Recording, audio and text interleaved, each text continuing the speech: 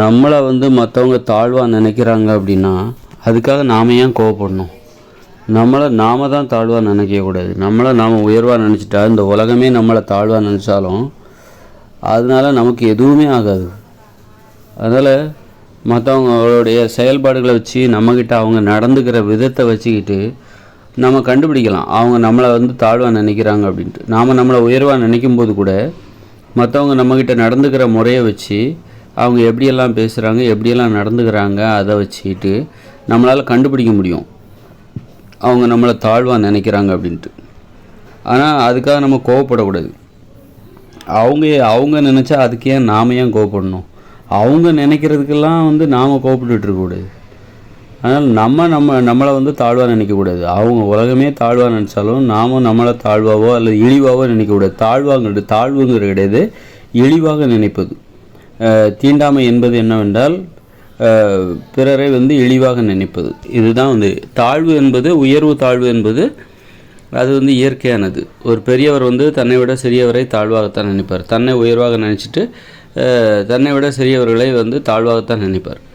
அதுமாதிரி பெண்கள் வந்து பார்த்திங்கன்னா அவங்க உளவியல் படி, இயற்கை விதிமுறைப்படி பெண்கள் தங்களை உயர்வாகவும் ஆண்களை தாழ்வாக தான் நினைப்பாங்க.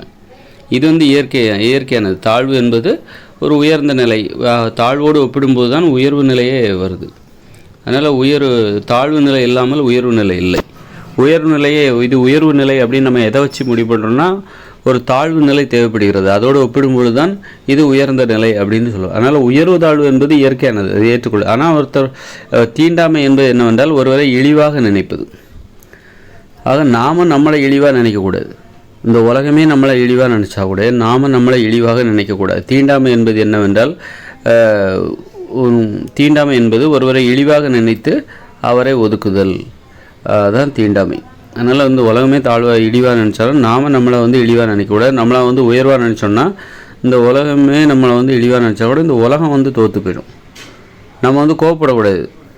நம்மளை வந்து ஒருத்தர் இழிவாக நினைக்கிறாரு, தீண்டத்தகாதவர் அப்படிங்கிற மாதிரி அவர் நம்மகிட்ட செயல்படுகிறாருன்னா அதுக்கு ஏதாவது காரணம் இருக்கான்னு முதல்ல நம்ம ஆராயணும். நம்ம முதல்ல சுத்தமாக இருக்கோமா, நம்ம உடம்புல எதுவும் நோய் இருக்கா, இல்லை அப்படி நோய் எதுவுமே இல்லை, ஆரோக்கியமாக தான் இருக்கும், அல்லது நம்ம குளிச்சிருக்கோம், நல்லா சுத்தமாக தான் இருக்கும், நல்ல ஆடை அணிந்திருக்கிறோம், அப்புறம் எதுக்காக அவர் வந்து நம்மளை வந்து இழிவாக நினைக்கிறாரு அப்படின்னு நமக்கு காரணமே புரியாமல் இருக்கும்போது காரணம் தெரிஞ்சதுன்னா நம்ம அதை திருத்திக்கலாம். அவர் நினைக்கிறதுல நியாயம் இருக்குது, அதை திருத்திக்கலாம். எந்தவித காரணமே இல்லாமல் ஒருத்தர் நம்மளை இழிவாக நினைக்கிறாங்க அப்படின்னா, தீண்டத்தகாதவர் போல் பார்க்குறாங்க அப்படின்னா நம்ம அதுக்காக கோவப்படக்கூடாது. அவங்க நினைக்கிறதுக்கெல்லாம் நாம் ஏன் கோவப்படணும்? அதனால் வந்து அதையெல்லாம் கடந்து நாம் இங்கே வாழ கற்றுக்கொள்ளணும். நம்மை யார் சமமாக மதிக்கிறார்களோ அவர்களிடம் நாம் பழக வேண்டும்.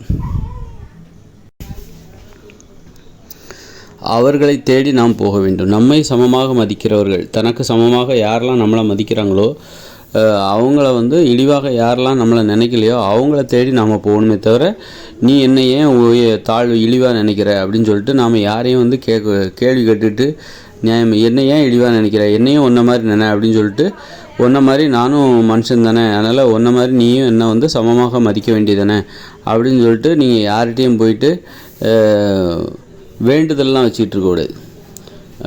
நீ என்ன இழிவாக நினைக்கிறியா, பரவாயில்ல, நீ என்ன வந்து தாழ்வாக நினைக்கிறியா, தீண்டத்தகாதவராக நினைக்கிறியா, பரவாயில்லப்பா அப்படின்னு சொல்லிட்டு அதை பற்றி கொஞ்சம் கூட கோவப்படாமல் நம்மளை யார் சமமாக மதிக்கிறார்களோ, அதாவது இழிவாக யாரெல்லாம் நினைக்கவில்லையோ, நம்மை வந்து யாரெல்லாம் உயர்வாக நினைக்கிறாங்களோ அவங்கள தேடி நம்ம போகணும், அவங்கக்கிட்ட போய் பழகணும். நம்மளை இழிவாக நினைக்கிறவங்கள பார்த்து நாம் வந்து கோவப்படக்கூடாது. அப்போ அதுதான் வந்து சரியான நிலைப்பாடு.